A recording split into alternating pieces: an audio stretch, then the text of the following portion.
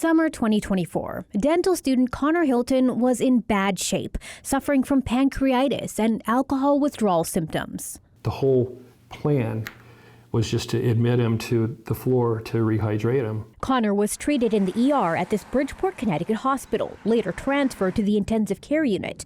Once in the ICU, Conor's dad, William, says there was no doctor to be found. Instead, about 10 feet away from Conor's feet, it was a screen, and there was someone on the screen basically running the show, telling everyone what to do. Less than 18 hours after arriving at the hospital, he began seizing and became unresponsive. Conor's final moments overseen by a remote doctor watching on a monitor. Then I heard him say, at 6:11, is the family there?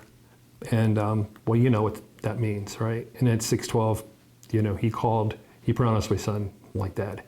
Even though Conor was in the ICU, among the sickest of patients, a new lawsuit claims Conor never saw a doctor in the ICU until he went into cardiac arrest and died an hour later. I would have never allowed him to go to an unmanned ICU. An investigation conducted by the Connecticut Department of Health found the hospital failed to ensure a physician was assigned to care for Conor. Hylton family attorney Joel Faxon. The only way you can receive intensive care is if there's a doctor there.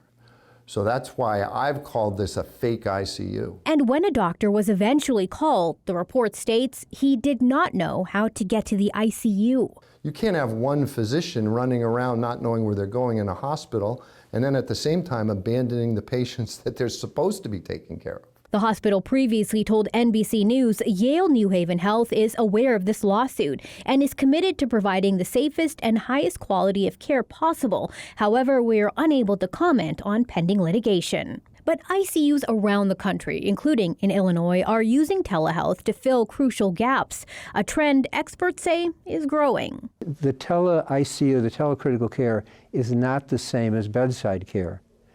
It's added, it's a collaborative effort, it's like mission control. A pioneer of telecritical care, Dr. Michael Reese says tele-ICUs can give rural patients fast access to specialists, including intensivists, doctors trained to treat the most critically ill. And he estimates that up to 20% of ICUs already use remote providers. It also increases their ability to staff nighttime because, rather than have to come in and work 12 hours overnight in the tele-ICU, that's a burden too. I know that there are places where a tele-ICU is all they have. Like, I realize that.